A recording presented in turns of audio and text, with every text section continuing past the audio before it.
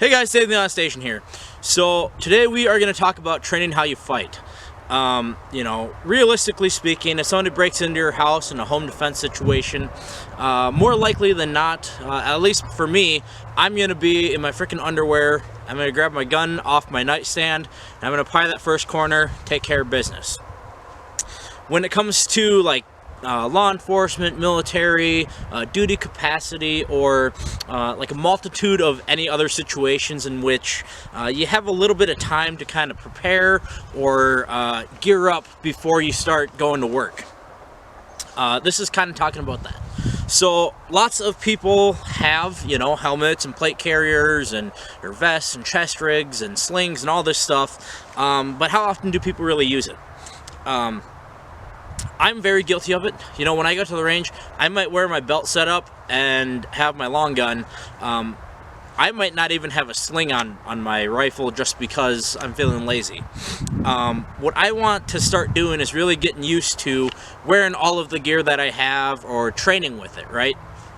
Let me show you a couple things here. So wearing gear is obviously, it's heavier, it's more cumbersome, and depending on what time of year it is. Obviously, it is winter out here in Minnesota. It's a lot hotter, so it's a lot more uncomfortable to use. But in my opinion, you should get used to wearing it all.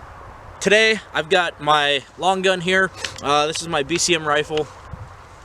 I've got a soft armor vest underneath, an Eagle Industries RRV. If you can see here, I run 8 magazines up front, and I've got my medical pouch over here.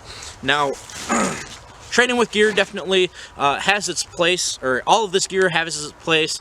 People are going to tell you don't need necessarily all these magazines, or you want to be able to get low to the ground, whatever. I am... it all changes for me. Sometimes I run 3 mags on a vest, sometimes I run, just my belt line and just soft armor. It all depends. This particular setup for me, I've got a lot of ammunition, for whatever reason. Now, when you talk about setup, right, the rest of your belt line and stuff changes, right? I've got this side clear so I can utilize and draw my handgun with relative ease.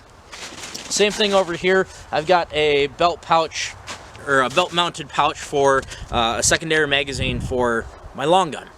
Where it becomes a problem is trying to reload a handgun, right? I do have 2 extra magazines on my belt line for my handgun, but gear gets in the way. So if I get really good at just drawing right from there and reloading, that doesn't help me when I have armor on or something similar. I have to kind of reach back a little bit or change my grip to utilize removing that magazine to reload. And that's something that you really want to practice with.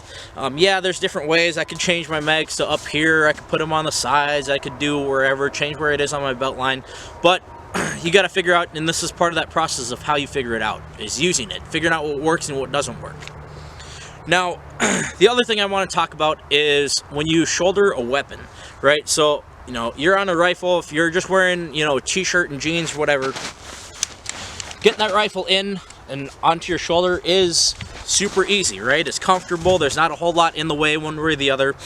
And it changes, again, when you have armor on, or, chest rig, plate carrier. This one in particular is actually pretty good, and that's why I chose this.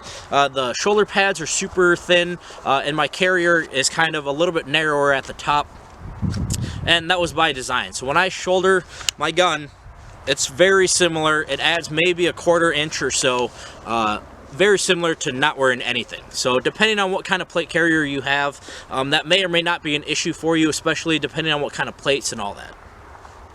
The other thing to kind of note, or worth talking about, is like your sling, right? So my sling is set up for when I wear armor or when I wear, different gear and stuff. So it's too big when it is just like a t-shirt or something like that, but it's designed to be big, so I have a little bit more bulk to go over when I'm wearing a vest, but it's still manageable in its collapsed position. I can still shoot and use it if I need to. It's going to be more comfortable if I rip this out, and then I can, really get it out of the way if I need to or whatever like that. So today, we're going to go over a couple different drills. We're just really going to do get reps in from transitioning from my primary to secondary, doing reloads. We're gonna try and do a little bit of, you know, crouching and stuff like that. It's just me today, so filming all this is gonna be a little bit hard to do, so I can't really do kind of run and gun like I normally do, but we'll give it a shot, okay?